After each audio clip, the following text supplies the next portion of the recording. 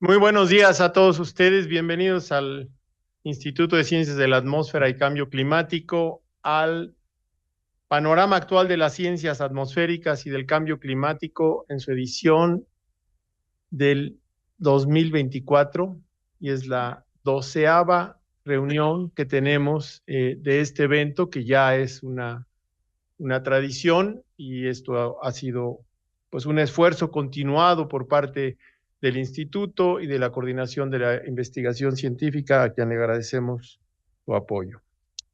En esta edición vamos a tener 5 conferencias con invitados de distintos lugares y sobre distintos temas de interés todos ellos, ¿no? En particular, el día de hoy tenemos al doctor Steve DiMarco de la Texas A&M University. El martes tendremos a Anthony Wexler de la University of California en Davis. El miércoles tendremos a Simona Bordoni de la University of Trento, y el jueves tendremos a Akos Horvath de la University of Hamburg. El viernes tenemos a Ernesto Alfaro Moreno de la International Iberian Nanotechnology Laboratory. Muy bien, pues es realmente muy emotivo poderlos presentar. Quiero decir que el propósito de estas conferencias es, en primer lugar, traer a los estudiantes de licenciatura y de posgrado conocimiento de frontera para que ellos se familiaricen. No siempre podemos enviarlos a congresos internacionales, entonces es una experiencia fundamentalmente para contribuir a su formación. También juega un papel muy importante en el desarrollo de colaboraciones por parte de nuestros investigadores e investigadoras con distintos grupos de investigación del planeta, tanto para afianzarlas, consolidarlas, como para iniciar nuevas colaboraciones. Y desde luego quiero agradecer muchísimo la presencia del doctor Miguel Ángel Santoyo, quien es nuestro coordinador de posgrado, porque, bueno, como ustedes saben, buena parte de nuestros estudiantes son del posgrado en Ciencias de la Tierra. Entonces, también por eso nos da muchísimo gusto que esté aquí y que se conozca este proyecto. Pues sin más, vamos a dar inicio con la primera plática del día de hoy. La doctora Rosario Romero es anfitrión del primer conferencista, entonces nos va a leer su semblanza. Adelante.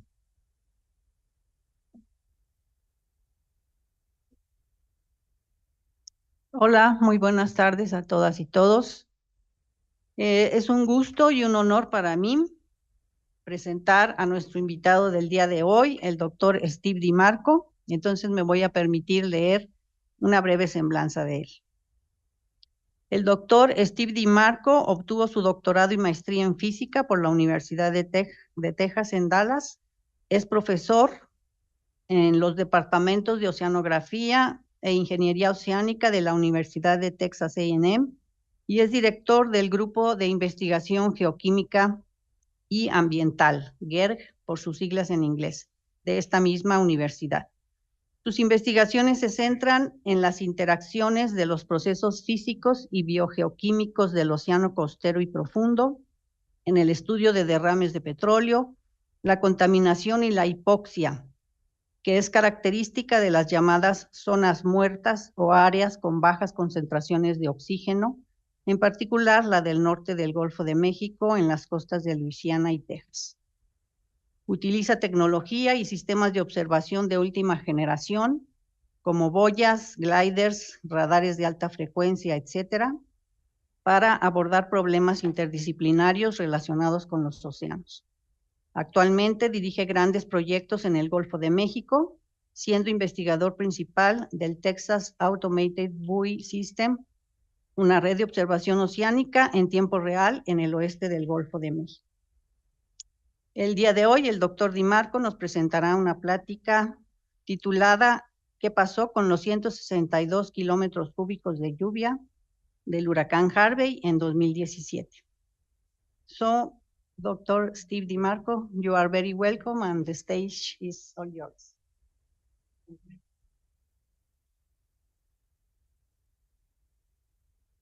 Okay, so thank you very much for that introduction, and thank you very much for the invitation to speak here. This is my second time in this fabulous city, but my first time at UNAM. So very much appreciated to come here and to speak to you today and to talk to you about some things that we've been doing here in the Gulf of Mexico. And my talk really is, let's see if I can make this go that way. Yep. I have three different things that I'm going to talk about today. So one is a little bit about the Geochemical and Environmental Research Group, otherwise known as GERG, is what they call it at Texas A&M. Then I'm going to talk about this freshwater business, this freshwater impact that happened during Hurricane Harvey in 2017. And then I just couldn't resist talking about this experiment that just came out of the water in the Yucatan Channel, which is a multinational, multi-institutional, it has people that are here at UNAM that are involved in it. And it's something that is really important, I think, and from the climate point of view, something that I think you'll have also interest in. So, in the last few minutes, we'll be talking about that experiment. That experiment's called MASTER. So words about GERG. And so GERG is the Geochemical Environmental Research Group. It's in College Station. It's south of campus. It was established in 1975. Jim Brooks, who is geochemist, founded it. And it became a center of excellence that means something at Texas A&M in 1987. The thing that maybe you don't know or maybe not appreciate it is that it's all soft money. So we have to find every bit of dollars to support that location, and it's about $8 million a year in research expenditures. So we have to be pretty good at getting the money in order to sustain something like that. So there's two sides to GERG. One is the ocean observing side. That's what I'm going to talk about today. There's another side, which is the geochemical side. I'm not really going to talk about that, just so for your information, though. We have about 11 mass spectrometers at GERG that do the chemical part of what we do out there, but I'm not really going to talk about that. It's the ocean observing side. So we talk and we get funding from many different, let's see, I want to go, that's what I want to see, right? So many different agencies from National Academy, from NOAA, National Science Foundation, the Department of Energy, the Navy, the state of Texas, from private industry, all contribute. So we have to have a big tent of portfolio that allows us to bring in the funding that can sustain all the things that we do at GERG. One of the things that's really central to GERG is the Texas Automated Buoy System. This is something that was established in 1995. So in April 1995, so we're coming up on our 30th anniversary of that system. This is funded by this agency in Texas, the Texas General Land Office. Why does Texas need a buoy system? It's because of the oil spill response and mitigation. So it's part of the purview of the General Land Office to do that kind of work. If there's a spill, they need to know where that spill is going, and they need to do the cleanup. And so the Texas Automated Buoy System provides the information in situ to let them know where the decision-making processes can happen, where do we have to clean things up. So, and in Texas, and it is Texas, and because it's Texas, on average, there is a spill offshore in Texas, 1 per day. 1 per day in Texas. So they need this information in order to do the cleanup, to know where that spill is going, and to mitigate any kind of disaster on the beach or to the ecosystem. So and you can see it here. These green letters are where the The buoys are, we have different types of buoys, from these skinny ones, the spar type buoys, to the discus type buoys over here. And not only do we, so we design and build these right at GERG, and we do it for the world. So we have buoys all over the world collecting data in real time, projecting that data to satellite through the Iridium. If they're close to shore, they use cell phone. We have multiple different ways to do that. We have buoys in the Eastern Mediterranean off of Israel. Right now, they're not reporting. You can imagine. But we've had them in the Kuroshio Current. We've had them in the Southern Ocean off the coast of Africa. We've had them off of Brazil.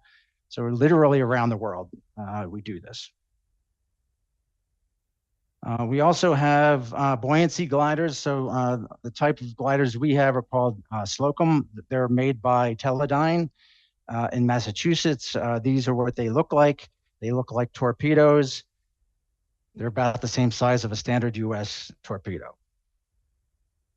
So the thing about these gliders is that they are piloted. They are part of the story, as are the buoys, part of the story. So that's why I want to show them here. These gliders go into the water. They go down to 1,000 meters and they come back to the surface. And in order to do that, it takes about 3 to 4 hours, sometimes longer, depending. We pilot them, so we're able to control that, how fast they can come back up, how deep they go. You can only talk to them when they're at the surface, though. So once they leave the surface, they're just doing dead reckoning, right? So they have to just go under and do whatever they're programmed to do. And they come back to the surface. Our pilots will monitor them, and they say, "How you doing? Do you have a leak? Are all the systems working? Is the battery sustainable enough?" And we work with our SESESE partners, who also have and pilot gliders. And part of the experiment that I'll show at the end of the talk will be some data from the SESESE team, as well as the Texas A&M team, and as well as the Rutgers team in New Jersey. We also have this system, which is called the Liquid Robotics Wave Glider. You can see that this is a surface vehicle. It's a smart surfboard. That's what we talk about it as. So it always stays at the surface. It doesn't go underneath the surface on purpose. The wave can crash on it and it go under surface. But it also has this submarine. This is 4 meters right here. And so it uses the surface gravity waves in order to go forward. So this isn't powered by any kind of propeller. It uses the surface gravity waves to move it forward. And these can stay out about a year. The gliders can stay out about 90 days. And the batteries for the gliders here cost about $30,000 per 90 days, and they are not rechargeable. So for every mission, we have to get a new set of batteries. Anybody that's an enterprising entrepreneur that wants to come up with a battery that can go to 1,000 meters depth, to 5 degrees C, to 100 atmospheres of pressure, and still work, and is rechargeable, you can make some cash. We also operate the HF, so this is high frequency radar. So we operate the one off of Texas. There is 6 of these nodes here that start up here near the Louisiana border and end down here near Brownsville. They go out about 150 miles and they are able to measure 6-kilometer grid of surface currents. And we can do that every hour. So the Texas coast has this out here. It's operating right now. The data are all available. We've had some hurricanes recently, and that's caused some issue with some of the data return. So if you were to look at the website right now, it's not a full complement all the way along the Texas coast. These radar are compatible with radars that are put in around the Mexican coastline too. So to continue the radar data that is coming back through some systems that UABC has out. We also have this operating in Yucatan. So this is a partnership between Texas A&M, Rutgers University, and UNAM. So we have 2 radar stations, one here at Isla Contoy and one here at Puerto Morelos. This is the Puerto Morelos station down here. So this is the campus there. The radar antenna sits on top of this building here. At the Isla Contoy, that's more remote, it's more offshore, it's only accessible by boat. But they produce a pattern of radar, you can see it here, that provides, again, 6-kilometer grid of surface currents every hour. Right, and this has been deployed since 2022, and the data are here. So at the Are You Cool? So that's the Rutgers University Center of Ocean Observing Leadership. It is the best acronym in the business. Are you cool? All right, so right there, and that the data are live right now. If you go there, though, the radar are down, and that's because Hurricane Beryl went through there and some damage at Isla Contoy, so the radar are down right now. So, okay, so let's go next. I'll be showing more about that one later. So let's talk about Hurricane Harvey. So Hurricane Harvey, so this is 2017. That's showing the Gulf of Mexico. And at the time of the landfall of Hurricane Harvey, as it approached the Texas coast after moving from the Bay of Campeche northward, I was actually at sea on the research vessel Point Sur at the time. We're watching it come in, starting to get the waves as that started to translate through the western part of the Gulf of Mexico. It made landfall here near Rockport, Texas, as a Category 4 hurricane on the 25th of August.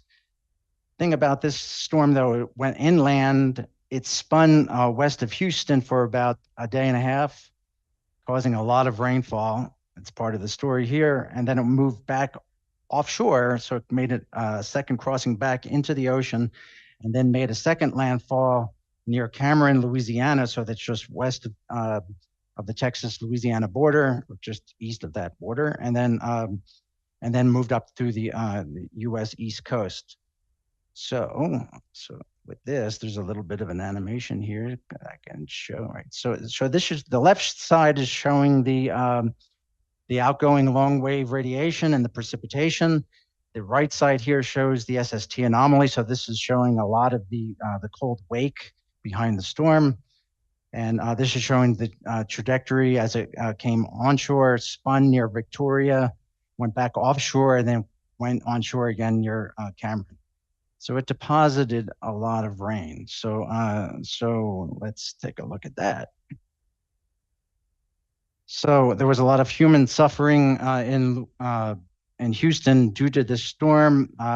People lost their lives. In western part of Houston, there was an immense amount of flooding and in people's homes and the streets. So that's West Houston there. If you're familiar, I don't know how many, I know there's people in the audience that have been to Houston in their life. And this area here is the highway that connects Houston to New Orleans. Right, so that's I-10, the Interstate 10 that connects them. And this is about 100 kilometers east of Houston. This is I-10. At the time of this picture was taken, there was about 2 meters of water sitting there on top of the highway. And this is 30 miles, so 45 kilometers from the coastline. This is not surge, this is rainfall at that location that was then moving out into the ocean, right? So to me, this is the most spectacular image of the entire storm, because that's all fresh water. That is not salt water. And it has to go somewhere, right? Well, it went into people's houses, it went into people's homes, it went into people's garages, and more than 500,000 cars were destroyed in Houston because of this storm. This location is the racetrack, which is about a mile from my home, right? It's in College Station. So this is 120 miles from the coast. the racetrack became home for all these cars. Where are you going to put the cars, right? They just parked them. They just moved them out of Houston. Any place that was able to put them, like the racetrack just had, in fact, I think this is 40,000 cars that were just put there. They spent about a year there every day. Would drive by that and see that. So more so here's my first data graphic. So this is the Global Precipitation Measurement Satellite ensemble that NASA has up, and from this we're able to see exactly how much rainfall there was. All right, so it gives the estimate not only over land but also over the ocean. What I'm going to talk about here is how much of that rainwater actually was able to be measured in the ocean. And I've given this talk all over the world. And I asked the same question. Have you ever seen any quantification of this type of hurricane precipitation in the ocean environment? How much actually gets out?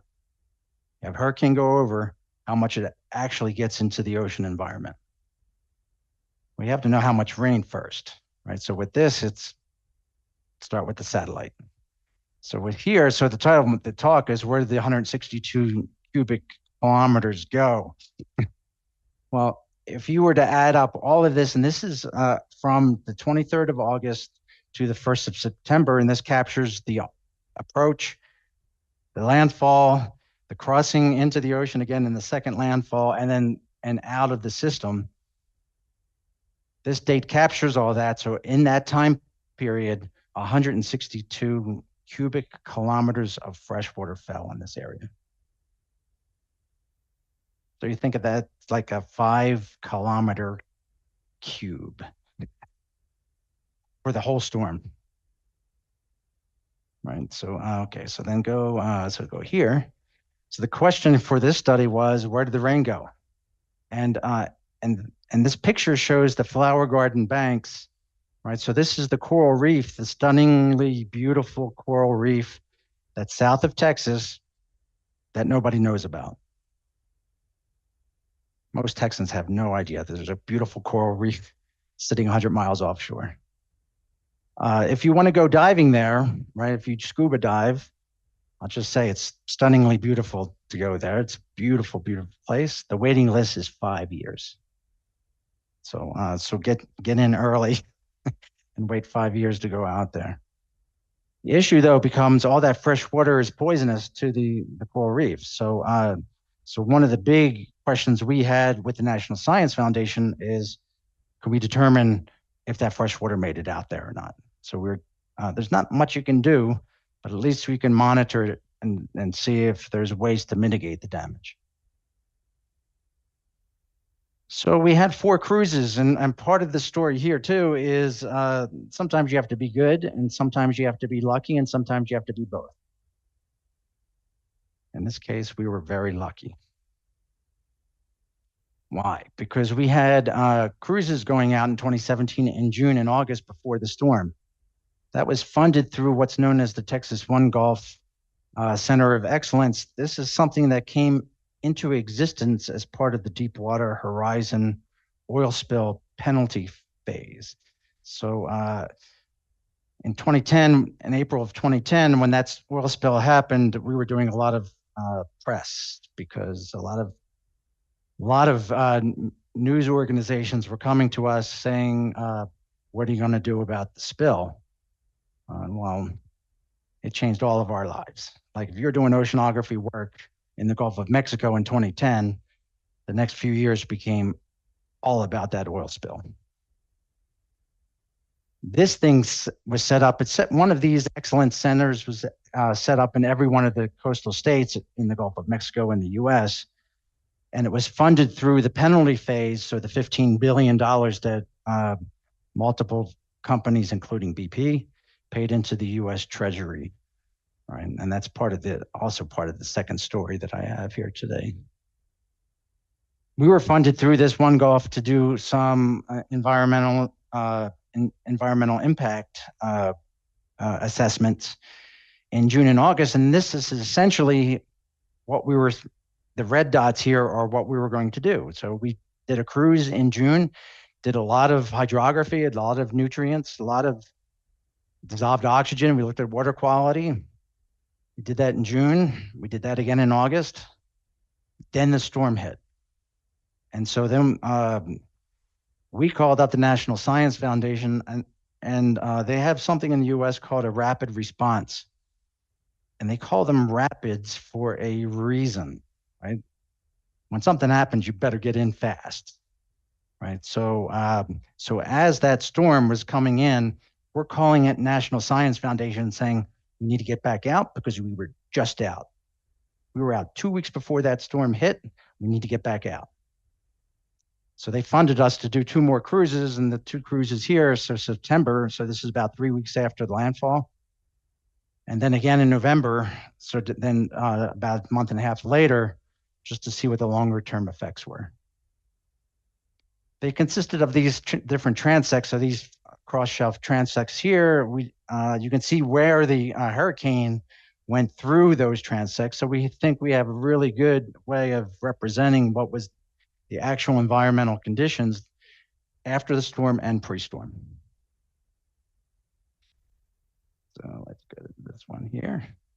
So this is the hydrography. And so from the oceanography perspective, this is the bread and butter of what oceanographers do, right? They set up what the TS diagram looks like. So over here, you have temperature. Here you have salinity, right? And if you're, let me see if I can walk over here. Let's see this. If I live on this side, it's salty. If I live on this side, it's freshwater. If I live up here, it's hot and you're near the surface. If I live down here, it's cold and it's deep, right? So looking at this, you can tell a lot about what the ocean, so for the students here, you can tell a lot about what's going on in the oceanographic environment just by looking at the TS diagram. These dotted lines here are density. So it's the water density. And things become more dense because the colder and saltier it is, the more dense the water is. So this is light water, this is heavy water, right? And so you can look at this because there's 4 different cruises here. And so even this can then say something about what the oceanographic environment looks like. Because here, they're all 4 cruises are lining up together. What does that mean? That means that deep water, cold, deep water, salty, cold, deep water doesn't change that much out on this part of the world. All of these are lining up on top of each other. However, closer to the surface, you see a lot of the different salinities, so the fresher water on this side, right? And you can also tell the differences in temperature, which are the different seasons. So this green here is in November, so it's coming into late fall, early winter, it's cold, right? So then in June, it's hot, but it's hotter and hottest in August, right? And then the storm here is in red, right? So that's just, so it's hot and really fresh. And the reason that it's really fresh is there's a lot of fresh water coming out, right? 162 cubic kilometers of fresh water, right? This right panel just kind of shows the mean of those profiles over there, but it's a function of depth, not as a function of temperature. So this, so I really like showing this graphic too, because several things in here. So this is the atmospheric pressure measured by the buoys that were there. So again, here's where the buoys are, right? That's where the green dots are. That's where the Texas Automated Buoy System is, TABS, right? Along the coast here. And they're color coded. So like this black is buoy X. Buoy J is this one that's close to Brownsville. Buoy K is offshore, right? And then I'm in the way here, so and I don't want to fall off. And buoy V is at the Flower Garden Banks, right? The storm comes in through here, right? So you can see this, the 800-pound gorilla in the room is the storm moving by. Well, it gives you an idea, in situ idea of what the atmospheric pressure scales are, right? The spatial scales and also the temporal scales of what the variability looks like as the storm passes by. This isn't a numerical model. This is the actual data. So from these different locations, but I have to point out this arrow here, which it says buoy heroes. And you can see that the green line, which is buoy K, which is right here, starts right then. And that's because my team was out doing a cruise at this time. That storm is moving directly towards them, and they have to get the buoy in the water. And they could have ran. They could have said, here comes a hurricane, and I got to get out of the way. But the data are important, right? To get the data are extremely important. So they stayed as long as they could. They got that buoy in, the data started collecting, and they ran like heck out, right? However, they get about, so this is, if that's K, right? So that's this one here. And the storm goes right here, right? So, and you can see with X, went right next to X, but they're trying to beat it back to Galveston as fast as they can. They get about here and they lose their engines. So they had to turn into they just turned that bow of the ship into the storm and they rode it out. And because this went to Category 4, it closed every port on the coastal Texas indefinitely until they could figure out what the damage was, right? They don't want boats coming into the port, so they closed it all down. So they sat about here just waiting for weeks until the ports opened up again. Anyway, buoy heroes.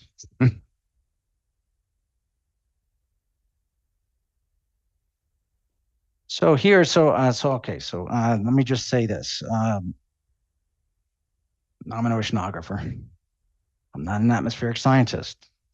In oceanography, we don't care where the wind is coming from. We care about where the wind is going, right? So these are the oceanographic representation of the stick vector plots, right? Because we're interested in transport and oceanography, not in weather, right? So I always have this fight with my atmospheric buddies.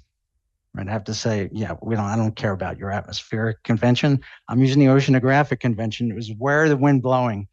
So here we have B, V, X, J, and K. And again, those are located here. So B is right here. B, and it's the only one that has this kind of acronym, is B for Brazos, right? So Brazos River is right there.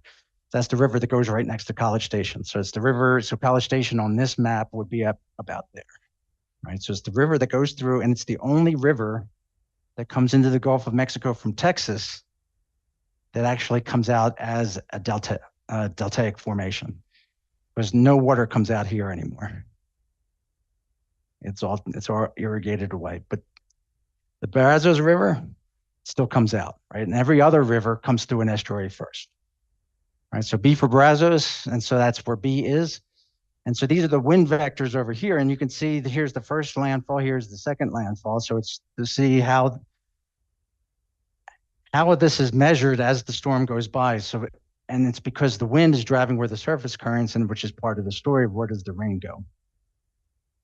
So you can see as the storm comes in, and so if this is K down here, so J and K are here, and they look fairly coherent, right? Down here, so doing pretty good. X was directly in the path. The entire tower got ripped off of X, right? So there was damage to that buoy. We didn't get any wind data. It stopped right then. And you can see here, though, like at V, way offshore at V, they're far offshore. So it's registering the storm is coming by. In fact, it registers the storm going by, going on landfall and coming back out. But it's fairly far from the coast. B is right in the way of that. And so you can see how the winds turn as the storm goes right by B for Brazos, as it goes by and then goes onshore. After the storm makes landfall, you can see, that's part of the story too, you can see this fairly consistent wind that's blowing down toward the southwest. Now that's a huge part of this story too, because it's driving where the fresh water is going to go. And so we have that. So because these are buoys, and by the way, all these NDBC, this is NOAA NDBC buoys. So it's NOAA buoys that are out here measuring mostly atmospheric parameters. The NOAA buoys do not measure the ocean. The only eyes in the ocean are the TABS buoys in the Western Gulf of Mexico. Right, so they're really important. And if you want to put one on this shelf, we can make one for you. We make them at GERG. So these are the currents. So with these, I did a vector transformation, right? So I wanted to, instead of north, south, east, west, I wanted to make pointing up here, going this way up the coast. If it points down, it goes down the coast this way. So it's different for J than it is for R, right? But it's still the same perspective, same representation. So I can say here that there is a continuous current going down coast or up coast without having to do the mental gymnastics of a transformation in my head, right?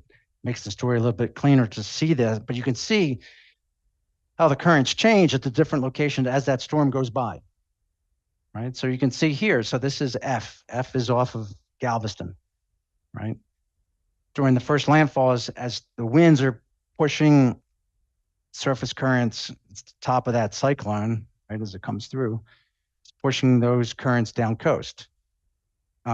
Here at W, which is right off of Corpus Christi, really strong currents, right? At D, the same thing. In fact, this is I've been looking at this data for a long time, 30 years. I've been doing this coast, this kind of data. That is the strongest current in the history of measurements off the Texas coast, measuring, covering it up, 160 centimeters per second. That's the strongest currents ever measured on that shelf. You can also see here, though, this very coherent flow for about a week or more after the storm, right?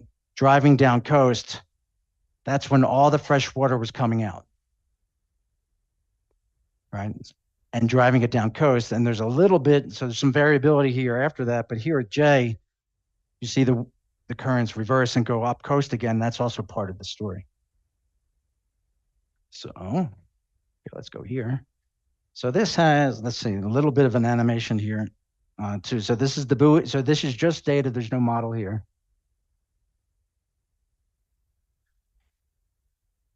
So it's just, you're going to see the storm track in.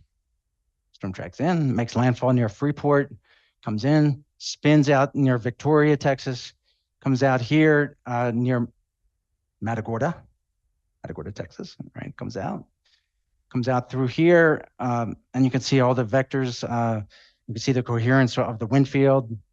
The black arrows here are the currents, right? So the red is the wind, right? And you can see then it makes another jog here, goes around our buoys out there, and then makes landfall again, second landfall near Cameron, Louisiana, right? So the buoys also have salinity on them. So by looking at the time histories of the salinity, you can say something about how that fresh water then moved down the coast. So here's the northern buoys, right? So these are the buoys that is B for Brazos, R is the one that's near Louisiana, F is offshore of Galveston, V is way offshore near the Flower Garden banks. So let's start with V. There's almost no change, which means to me, looking at that, in fact, we looked at the entire time series, not just this piece.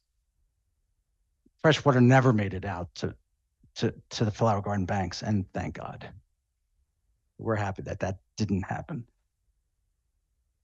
The other buoys, however, because of the phasing here, you can see these dips that occur in the salinity, which is starting to show the registering of that fresh water that's now moving from land. And remember, the first landfall is about here, right? So there's some time lag between that fresh water coming out into the shelf. This drop right there is due mostly to the Mississippi River. It's this drop right here, in fact, it's off the scale here, is the stuff that's due to the hurricane. So we first see, well, the red line is R, which is Louisiana. We first see it at B, which is off of Texas, Brazos. First see that big excursion of fresh water first hit off of Brazos, so all that water's coming down through Galveston Bay. Then we start seeing it come down through R, from Sabine, which is border of Texas and Louisiana, right? So that's so this one V and F here is offshore, about 35 miles offshore, 50 kilometers offshore of Galveston, right? So then you see that, but you see at F, it comes back up and goes oceanic and gets really salty. So really never, I have more data on that to show, but it really not got further offshore than F, kind of drew where the line was, where the fresh water was making out to be, right? Because it got back, and part of that is the story is all that wind was blowing down coast and was driving, instead of driving the fresh water offshore, it was driving it along shore and down coast.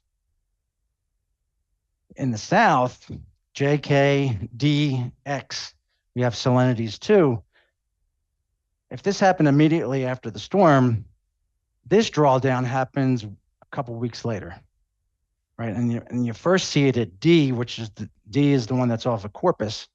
First see it at D, and then you see it at J, which is the southernmost one, which is inshore, which is near Brownsville.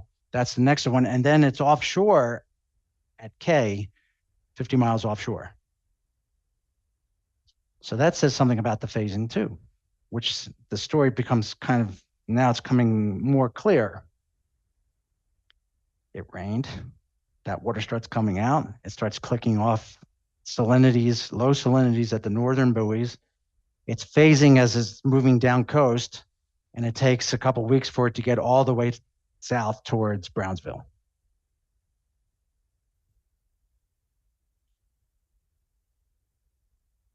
Well, so we were doing cruise, right? So we were able to come up with a surface salinity field.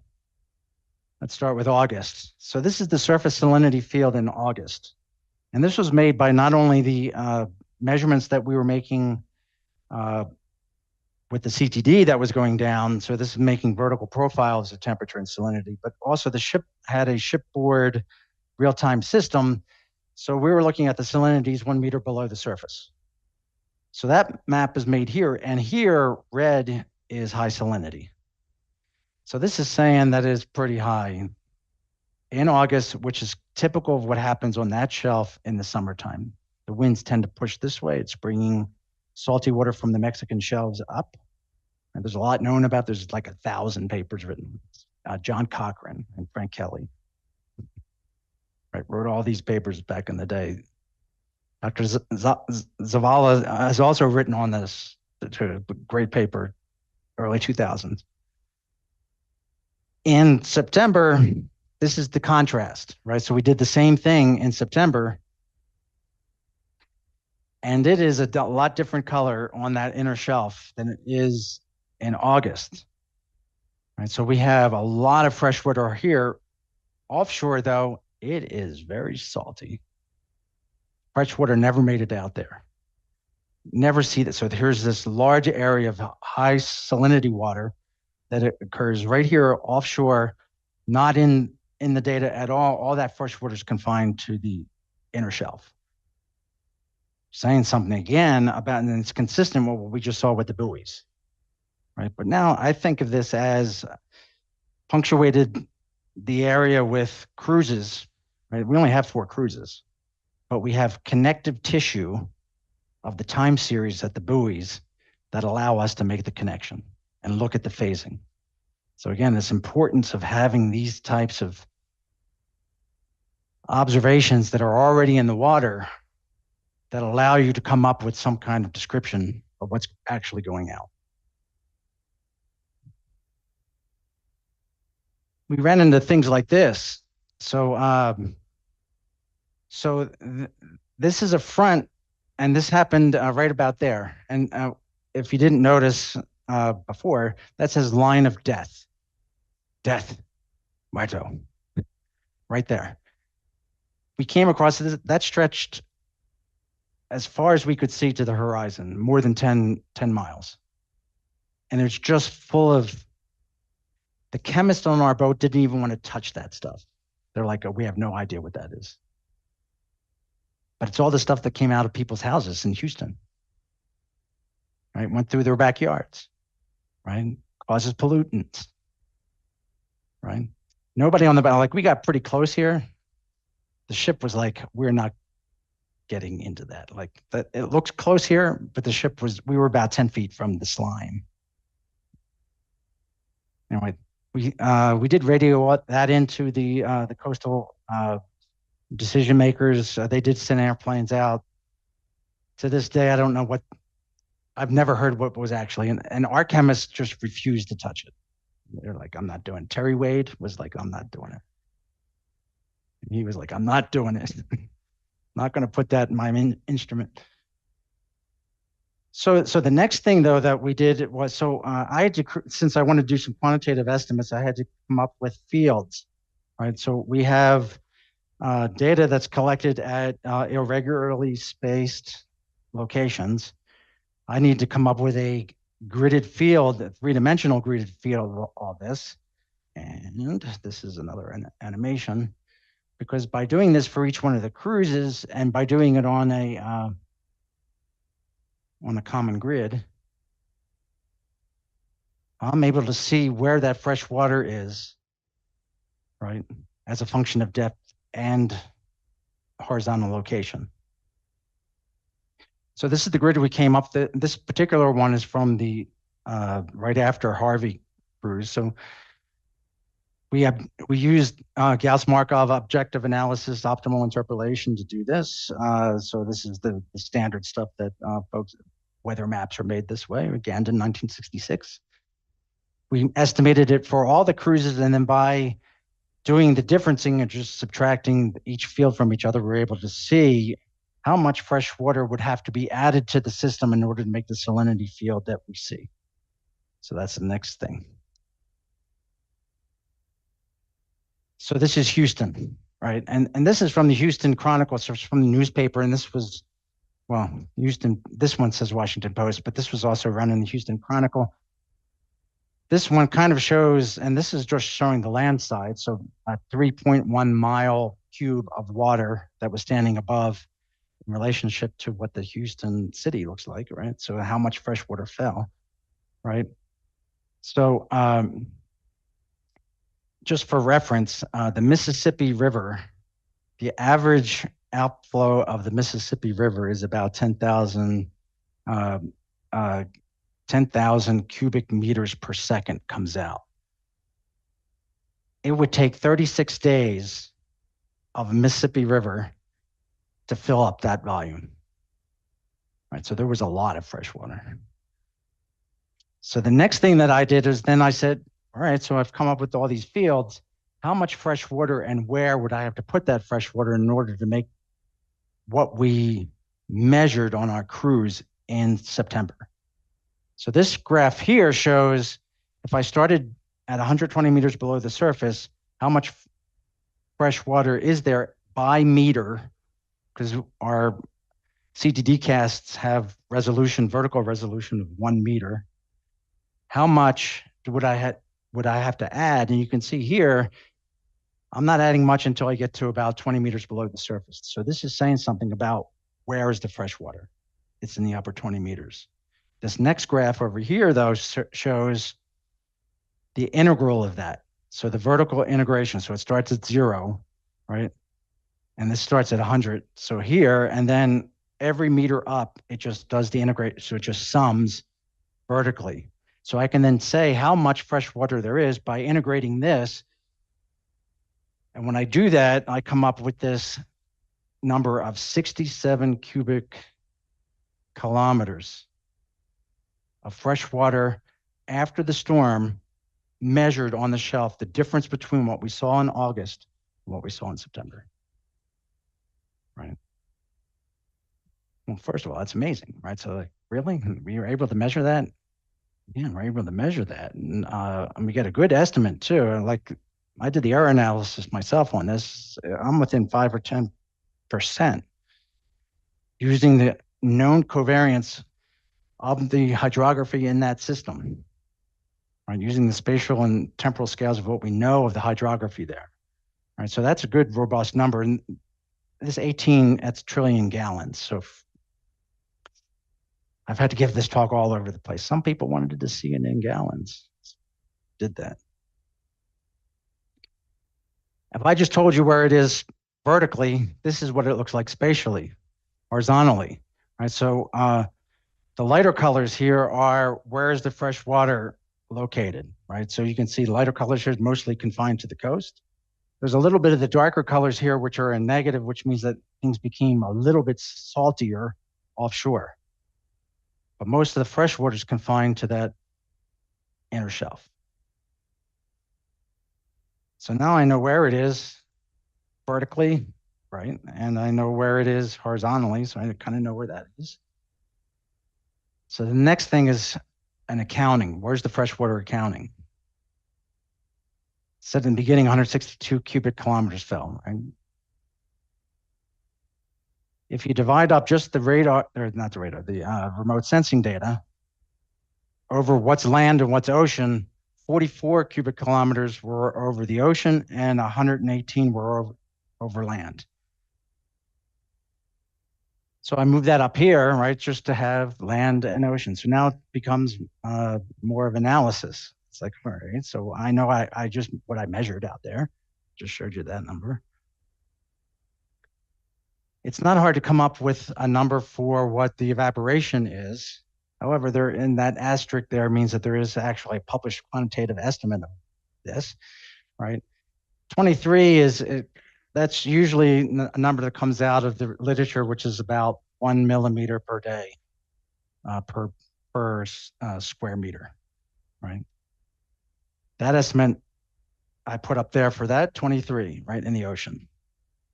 28 is what was published, and that was published here by this group that looked at the GPS data from these stations, these reference stations, because that much water weighs a lot. And it's going to move the reference station because the weight, because the elasticness of the Earth's crust is going to depress underneath that, and they can watch the rebound as well. So these guys published it. So I just show this to you. You can go to that. I'm not going to talk in detail about their measurements. They've published this, and they come up with this number of 28 through evaporation. They also come up with about 12 of that went into groundwater here. They also come up with about 26 that was captured in the embayments on land that never made it off. It stayed on land, right? So they were able to come up with these different measurements. So all these asterisks here say this is from that paper. If you just do the subtraction, then that leaves 52 that then comes out into the ocean from land.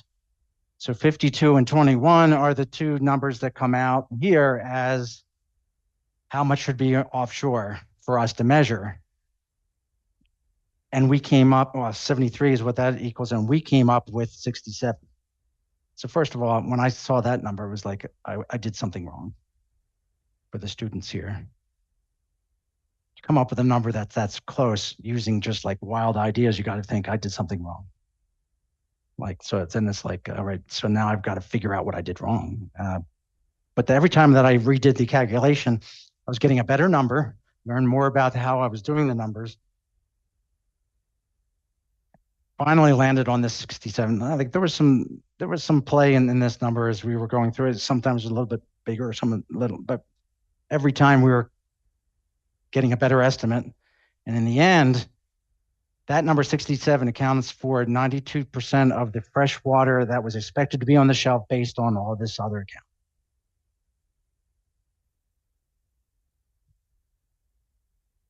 So impact, right? So 73 is what I said, 67 was what I said. So that, and it says here, 52 cubic kilometers went from the land to the ocean. However, if you were to look at the gauging stations of the rivers along the Texas coast, if you were to sum all of the rivers from the gauging locations, you would only come up with 1 cubic kilometer of water, which means all that fresh water came out in people's yards, it came over islands, it came between places that were not gauged, it came just out. So this has a lot of profound implication for numerical models, right? Because if you're trying to figure out what the hydrological cycle is, and it's only capturing 1%, in a storm like this, you got to do something about your model. So challenging implications for numerical modeling, but how would you know that if you don't make the measurement, right? So this is, so we have an operational model on our shelf. This is Ram's model. This is Hetland's model, right? So, and his series of postdocs and research scientists that ran the model since then. And what this animation is going to show, so Rob Hetland, he's at Department of Energy right now. So he doesn't work at Texas A&M anymore. He's at Department of Energy. His model only shows the gauge stations, right? So when you watch this animation and you watch where the freshwater, where the blue colors are coming out, it's only because it's where the gauging is. So, but it's useful to look at this because it's showing you the general trend of where the freshwater is going to go. So with that, I'm going to show that. Yeah, so this model starts before the storm. So this is, as you can see up there, August 10th. Hold on, let me go back.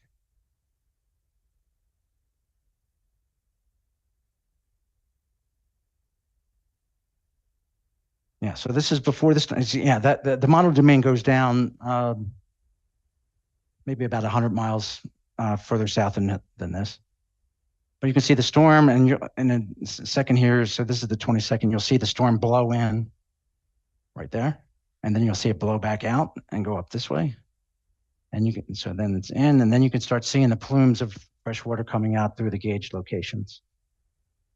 And you can see how that, as the wind, so this numerical model is an operational model. This model is run by the Texas General Land Office. We run it at GERD right now, operationally for them. And you can see where all that fresh water is. Now, this model doesn't have nearly as much fresh water as actually was measured, but it does give a good idea of where things were. And you can also see why there was this curl down here at J and K late in the month of September because the winds changed.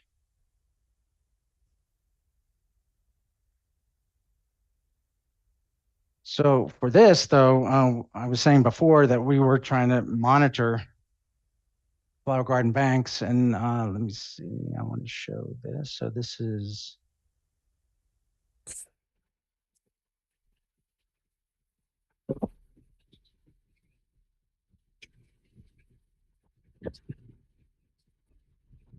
deploying this wave glider, and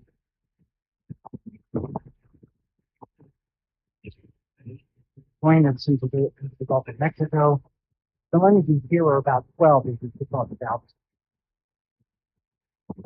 on the back of the RFP man. So that's the twin hull catamaran, 95 feet long, and it's about 30 feet. So the data show really nicely, though, that so we deployed it here off of Galveston. Blue colors here are fresh, so it was very fresh here. We hung out at one of our buoy locations. You can see that those are high salinities here. Then we went to the flower garden banks. This is about a 40-day deployment that we had total out here. And really the time, so this is a space series, this is the time series, and it's showing that the freshwater never really made it offshore. And we have Sentinel data to show that. This deployment ended at the end of October when an offshore oil and gas crew boat decided to get really curious about the surfboard with Texas A&M writing all over it. And they tried to pull it out of the water. Of course, they busted everything, and we ended up having to rescue it. And as the luck would have it, we were able to be out there. Somebody that I knew on the Point Sur was out there near the flower gardens, and they were able to capture it within just a couple of hours of being notified. So that helped out a lot. So for this part, it's HARVEY, right? So there was a network of instruments and research cruises, right, that provided real-time observations before, during, and after the storm. We were able to track the movement of that plume. The plume predominantly moved down coast towards the Mexican shelves and did not interact with the flower garden banks, and we accounted for about 67 cubic kilometers. So this kind of also highlights, right? What do you need to do a study like this? Well, first of all, we need a really high precision satellite that's going to measure rainfall, right? So that's this GPM that's out there. Having an in-situ ocean observing network, right, providing sustained observations. You need that. This terrestrial GPS, unbelievable, right? So who knew that you can watch the elastic rebound of the Earth and back out things like evaporation rates. Offshore cruises with the appropriate spatial scale and the vertical profiling in order to do these estimates is also important. But it emphasizes in the end, sustained real-time in situ observation networks being flexible enough to be adaptive and then be lucky. Like we couldn't have done this if we didn't have those two cruises beforehand. We're just lucky we did. Full stop. Let me say something about UGOs. Do you want to say something?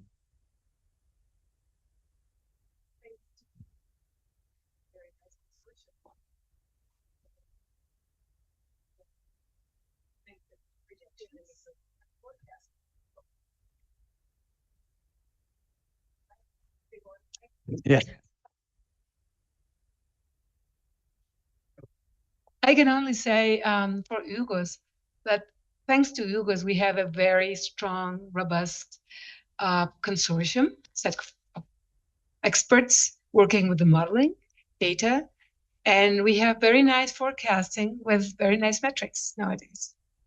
Still working on those, but I think this is working on the skills that we have for prediction. Yeah, there are some weeks that Dr. Alba and I are on the phone calls 2 or 3 times a week together on some of these things having to do with this. So the Gulf, so this is called UGOS, Understanding Gulf Ocean System. This is part of the National Academy.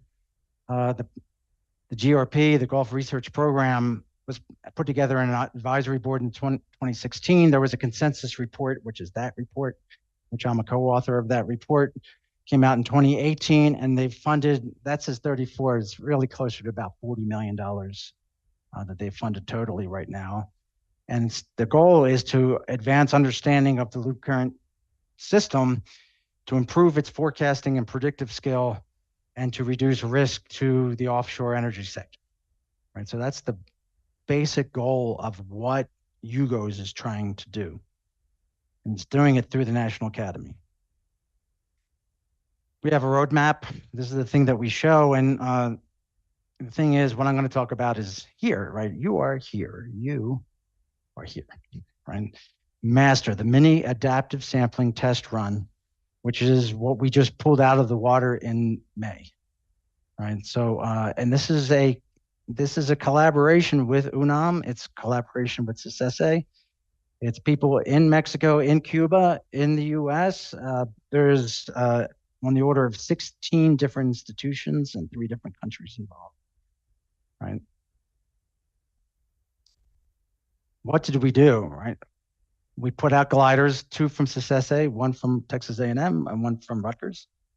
We had floats as part of this. In red here are industry partners. So we work with industry data providers as well as part of this.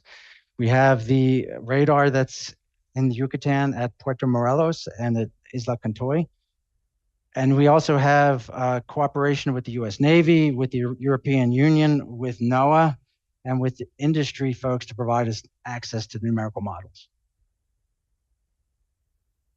Must say this too, it took 2 years of almost working every day with the US State Department, with the Mexican and Cuban embassies, and with the consulate offices for these countries, all together working because everybody realized what a great thing it is. Everyone worked hard on this.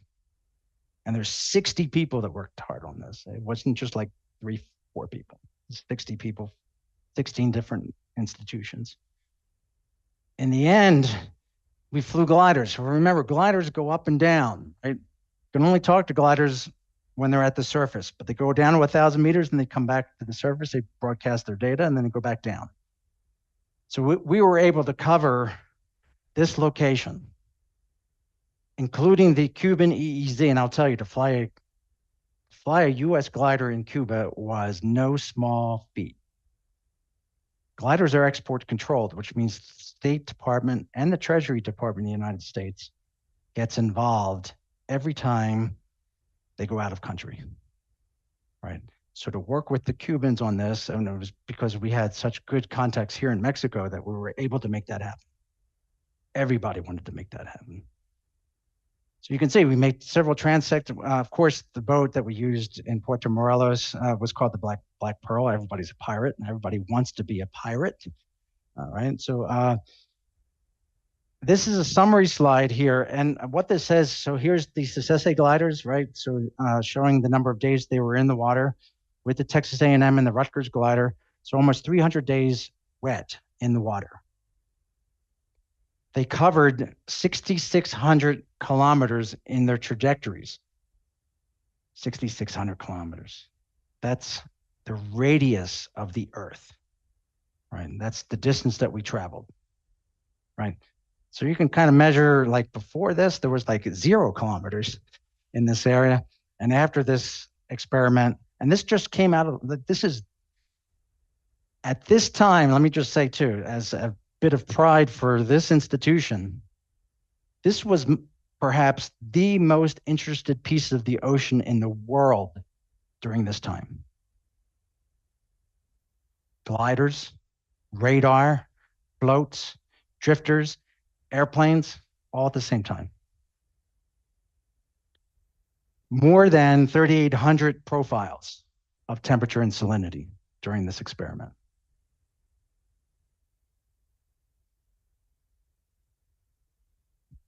Are you ready for this? I was saying to Jorge earlier today, there's your life up until this moment. And then there's your life from this moment forward after seeing this. So this is an animation. This is going to show the gliders every hour and the radar footprint every hour during this experiment from late September, no, it's not September, late January to early May of 2024. This is the Connect moorings that Cessese runs, right? So here, those data are not in real time, they're delayed mode. So I won't be showing any of that, but this is the location of the radar, right? This is one of the gliders that's already in the water. It's going to be more. This is a national, so this is a NOAA data buoy showing the wind direction, right? That's going to change too. This is the EEZ for Cuba and for Mexico, right? And Belize and Cayman and other states down here, right? So, and there's a little bit of sound on this. So let's see if this works.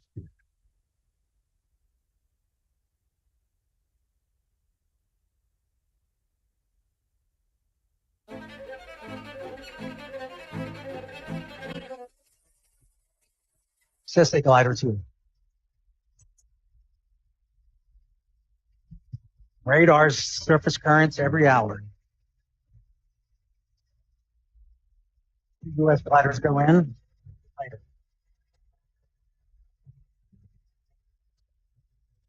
See them moving around, right? So these are all being piloted by folks at SSA, folks at Texas A&M. There's an airplane that flew over, and that's going to show up in red. Fast. It happens quickly. These are drifters. You see that one got stuck in the shallow water just north of.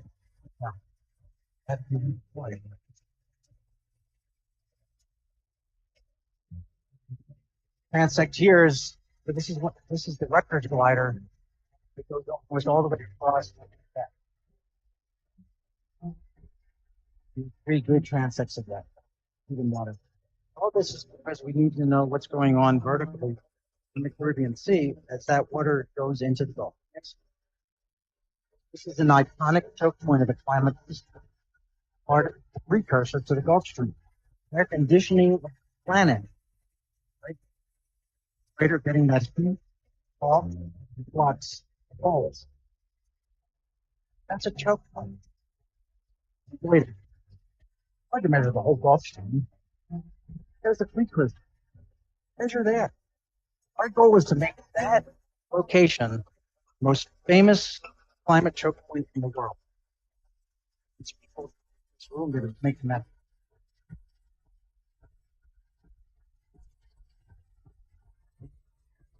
Flight of the Bumblebee. Remember that song?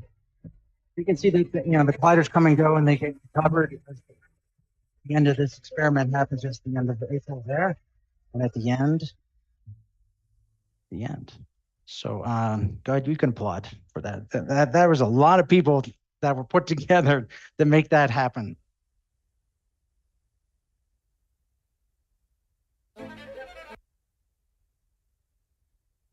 So then it becomes the graphics, right? So this is the three-dimensional representation of all that glider data between Cuba and Mexico, showing the vertical structure of salinity. This yellow here is the salinity maximum of the subtropical underwater as it comes through from the Atlantic Ocean into the Caribbean Sea.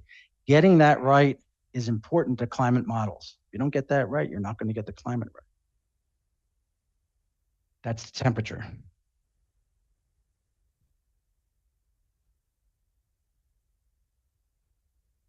This is another view of that.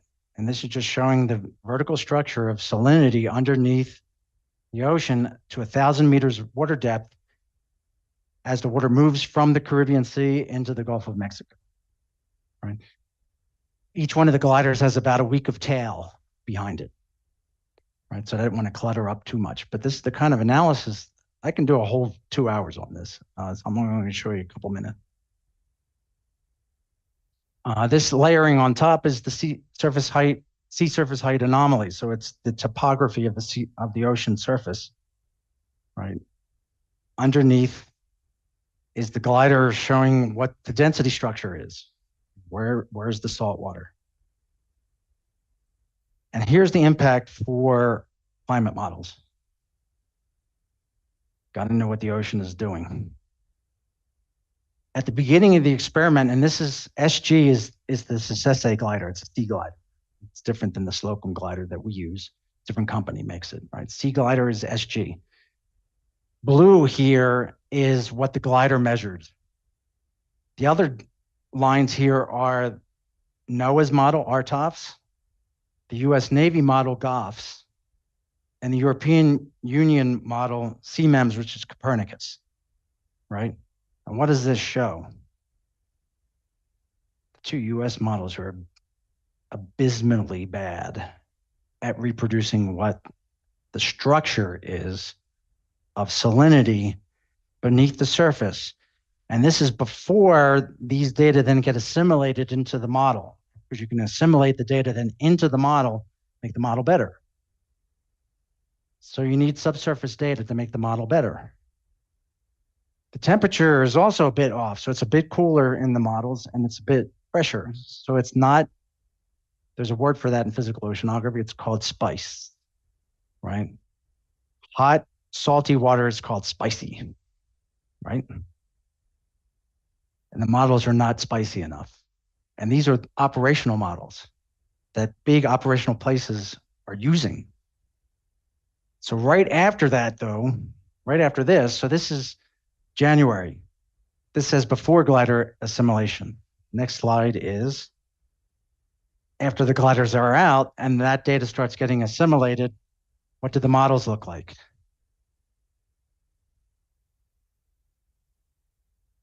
They're lined up. And I'll tell you this, though. In May, all those gliders came out of the water. So the models went back to what they were pre-master for the experiment, because there's no data coming in, vertical data, training them to what the hydrography is supposed to look like. So it really does emphasize this importance of having in situ subsurface data to then train numerical models in order to get better prediction. And gliders in particular are very adept at this. So with master, we're able to have a end-to-end demonstration. We defined what success is by having simultaneously deployments of all these different platforms in an area that's hard to get to in 3 different EEZs. These are all the people that were a part of this. So 60 researchers, 16 institutions, 3 different countries, and you can see UNAM, people that are here, right, that are part of the program. The SESE people up there, right here. And so Miguel and Enrique, we fly the gliders there as well, right? Our Cuban partners, right? Every time a glider moved into the Cuban EEZ, I had to write an email to the Cuban military and say, gliders are going back into your EEZ, which they appreciated. And every time they left, I had to write another email saying they're leaving. The guy wrote 11 emails total. 11 times there was transects back and forth. Lots of people involved in this. There's a lot of people in the HARVEY team, not just showing this. Oh, and this is showing all the, this is an AIS screenshot. I took this picture on the boat while we were doing those cruises, showing where all the ships that were lightered outside of Galveston just sitting there waiting to come back into shore. Just sitting there, 300 boats just sitting there, waiting for weeks and weeks, trying to get back on shore. If you're interested in the color bars, you can get them. So this is a paper that Kristen Thing wrote, and we used those color bars. CM Ocean, you get them on GitHub. True Colors of Oceanography. We're trying to standardize oceanographic representation. This is our mantra: collect data, not dust, right? So every time I have an instrument in the back of my shop and it's collecting dust, it's not collecting data. It's not doing what God intended it to do, collect data in the way that we all want it to happen. And the last slide here, so this is, I said earlier that the boat just had to, in the middle of Harvey, had to point the bow into the storm. This is 24 hours after they were doing that. It was the first time that Adem, who's one of our techs, was able to stand up on the boat and look out the back and take a picture in gale force winds. So I like to show this because it really does show the air-sea interaction a bit. And so with that, so I know I've run a little bit over time, sorry for that, but it's way cool stuff that I like to show. And I really appreciate the time that you gave me here. And I'm looking forward to talking with more of you throughout the next couple of days. So I'm very happy for that. So thank you very much.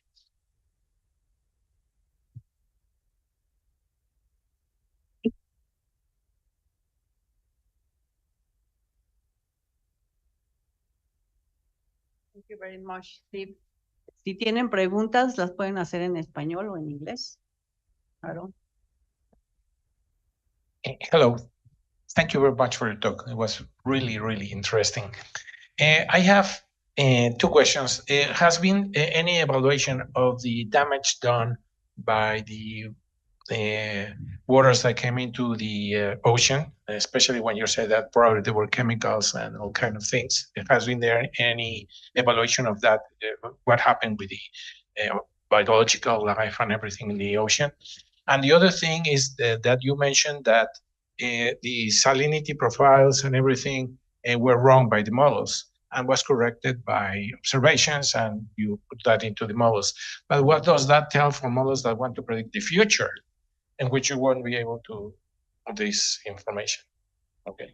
Right. Yeah, those are really two good questions. So I'll start with the first one. And we have written some papers on the water quality following Hurricane Harvey. There was some localized hypoxia due to the stratification that occurred there. So the water quality was a bit impacted.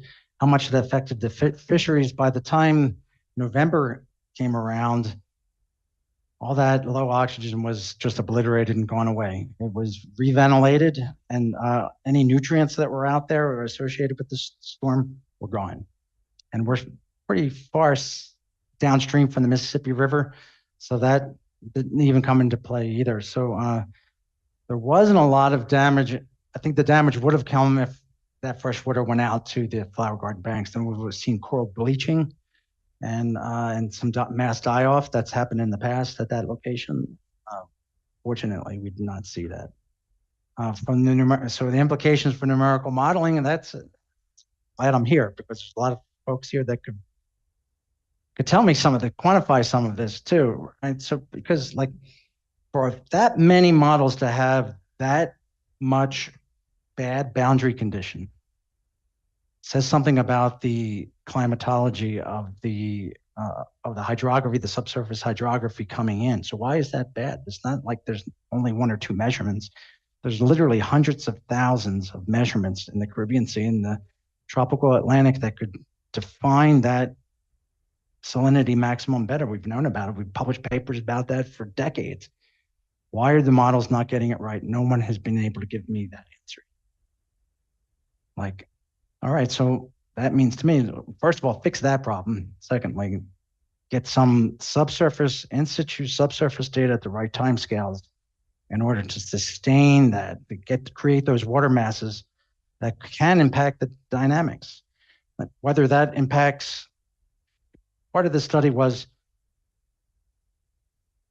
do those dynamics impact how many times that the loop current can break off in a year, right? Well, that's a different question too. But if you don't get the hydrographic structure, if you don't get the barotropic and the baroclinic part of that structure right, then what are you predicting? Right? So, I mean, is it a potential vorticity problem? Or is it topographic interaction? I don't know. There's a lot of questions to answer, but this looks like we're moving in the right direction. And a lot of this is because we're finally getting some platforms out with the spatial and the temporal scales in order to address some of these questions. Okay, let me read a question from the internet from Israel Medina. I just read a fantastic paper authored by Dr. DiMarco on the effect of substantial rainfall during HARVEY for the coastal lagoons. What may be the effect over phytoplankton resting seeds into these shallow, semi-enclosed ecosystems for the nearshore primary production and potential harmful algal blooms? Israel Medina, that was Israel Medina. Yeah, I know him. Yeah. Well, HABs are a big issue, and I mean, we do have real-time monitoring of species of harmful algal. Lisa Campbell was the one that did that. She's retired now. But those systems remain out there. Whether they became more or less prevalent because of the storms or not, I think time is going to tell. I think we're seeing a different paradigm in the Gulf of Mexico with how the storms are coming in. Sure, Harvey was one of the first, where the storms are intensifying as they get closer to shore. Like Katrina and Rita, both in 2005, they decreased in intensity. And the thought was, well, the shelves are cooler. There's not as much heat. Harvey kind of changed that thinking, but Hurricane Michael, Hurricane Beryl, right? Idalia, Ida, there's a lot of storms in the last 5-6 years that are saying storms are intensifying as they get closer to shore. Right, so understanding, so is there long-term implications of that to the ecosystem? I think we're going to find that out. Great. Efraín. Thank you. In order to correctly monitor the Yucatan Channel dynamics, how much data do we need and for how long? Yeah, well, What is necessary? Yeah, I would say it's sustained continuous observations forever, but maybe that's self-serving because that's what. Right. So yeah, so that report that came out in 2018, which was the consensus report, that said in order to get the dynamics right in the Gulf of Mexico, one of the recommendations is to have 25 gliders throughout the Gulf of Mexico continuously monitoring the Gulf. Now, that's going to cost a lot of money, right? 25 gliders continuously monitoring, and if it's $100,000 per season, right, per glider, right? So you can do some of the math on that. It's like $20 million to keep gliders out in the water, 25 gliders out in the water continuously for a year. Now, can you target that? Maybe have 4, 6. I think 4 may be too few. I think 6 is what is the number that I keep landing on when I start thinking about this. And that's, a couple $1 million. Well, but you're going to measure a lot of things that are going to impact a lot of different industries: recreation, energy, tourism, right? There's and then recruiting and sargassum. Like let's not even forget about that. Radar will be able to monitor the surface currents, and we know that sargassum is an issue in the western part of the Caribbean and into the Yucatan, making landfall on the beaches, causing nuisance problems. All that stuff happens. So might be a good idea to have some kind of predictive system that has in situ monitoring of the surface currents plus the subsurface, right? Yeah.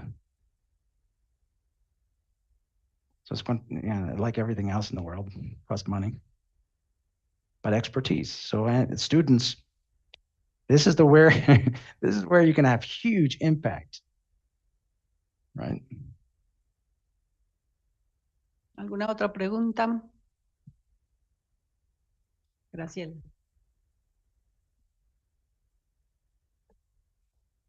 Thank you very much for your impressive presentations, both very enjoyable.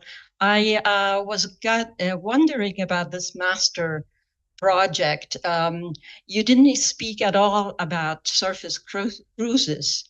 Did you have any, and did they make any kind of, I know you're not interested in the atmosphere, but here we are, and we're interested in the aerosols that are produced by the ocean surface. So perhaps if you had organic carbon and some stuff like that, we would like to know. Yeah, so I'll take the ship-based observations first. I'm a ship guy. I've been on the boat a lot of more than I want to maybe admit. Lived on boats. Boats are expensive. Even some of the smaller boats are 10, 15,000 a day. To do that, glider missions are about $1,000 a day. My feeling, though, is if you're going to do this right, you need a boat. You're just going to need a boat. And whether it's the Justa Sierra or the Pelican, that's the University of Louisiana State University ship, right? Or a new one, right? One thing I've learned in my 30 years of experience with oceanographic work is ocean work never goes away. It's recession proof. No matter what's going on in the world, people need oceanographic data. So having a boat out there, there's no substitute. The follow-on study, which is called, so if MASTER was the mini experiment, right? And there was a lot of it was just to prove that we can do it, right? There was a lot of just, can we do this? The next experiment's called GRACE, and the G in GRACE is for grand, big, right? And part of that is being developed right now, and part of my argument in this is got to have a boat. If we're going to do something this big, got to put a boat in the water, and I'm thinking I need about 30 days. So whether the Justo Sierra comes out,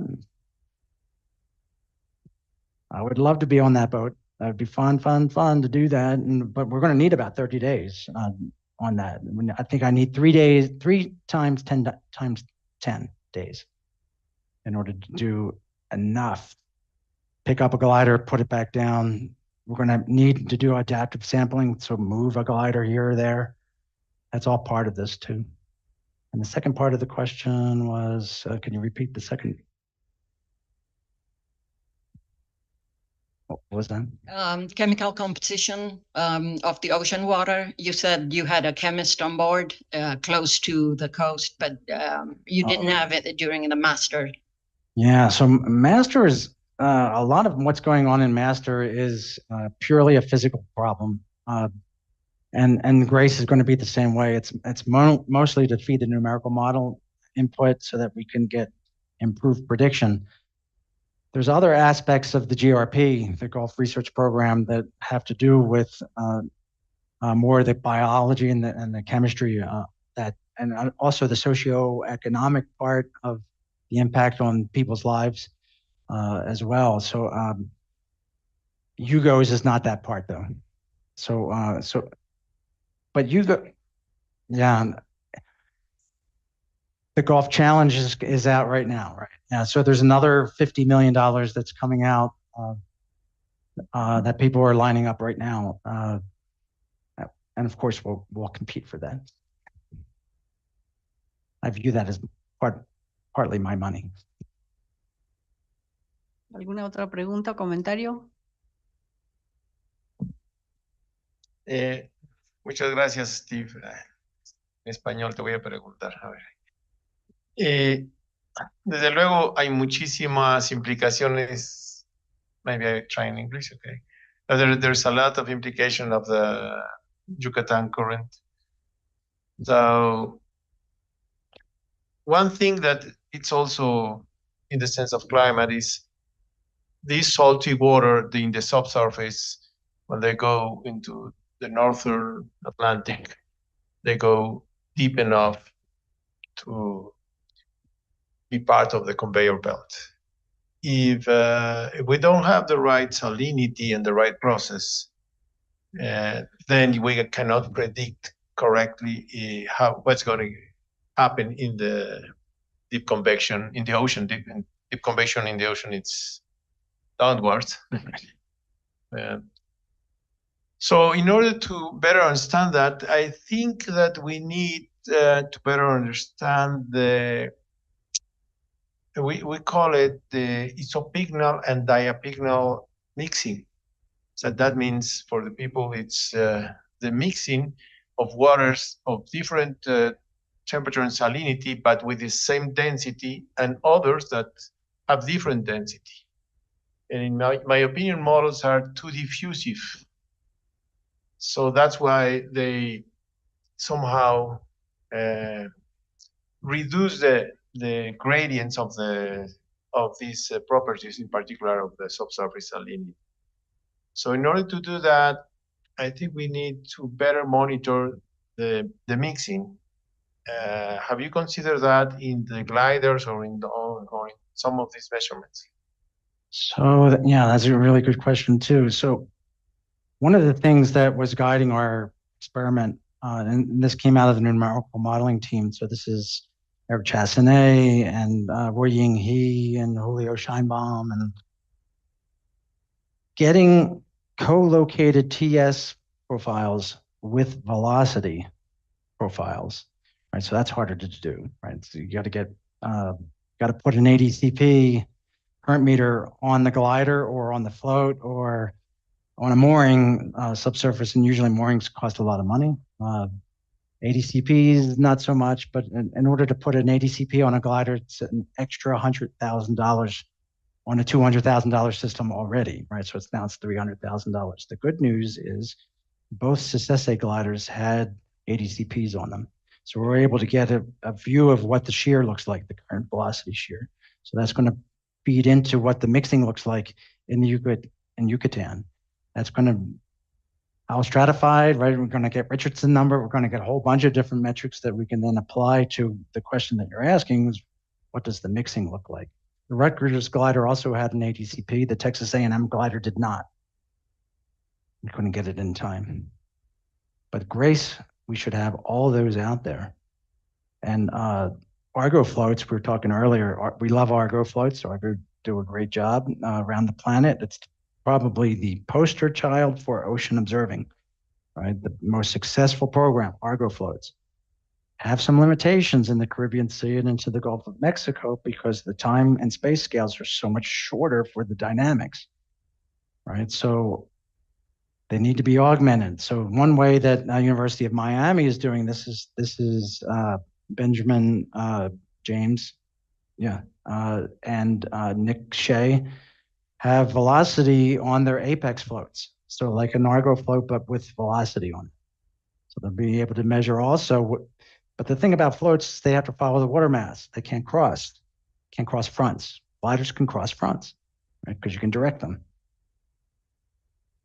This is something that comes up a lot, and something that Scott Glenn at Rutgers says to me all the time.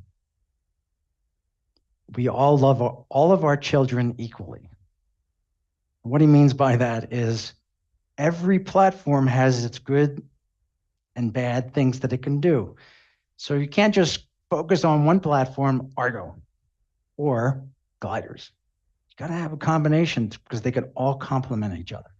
And you can get different time scales and space scales from the different platforms.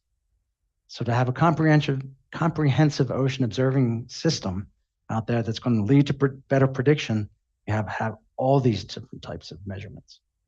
And that includes the Rocus airplane, which I didn't talk about much. But Rocus can fly the entire Gulf of Mexico in an afternoon and give you 100-meter resolution of the surface currents. That's an amazing instrument, but it can only go out, every so often because it costs a lot of money to put $50,000 to fly the plane one day.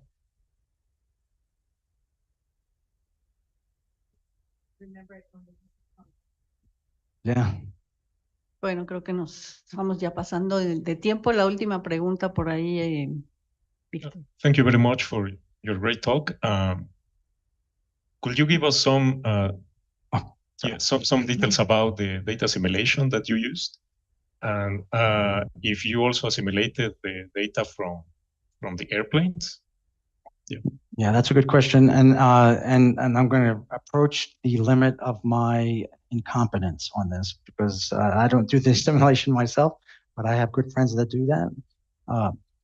Any observation during that master program that made it to the global telecommunication system, the GTS, was incorporated into those operational real-time observing system forecasts.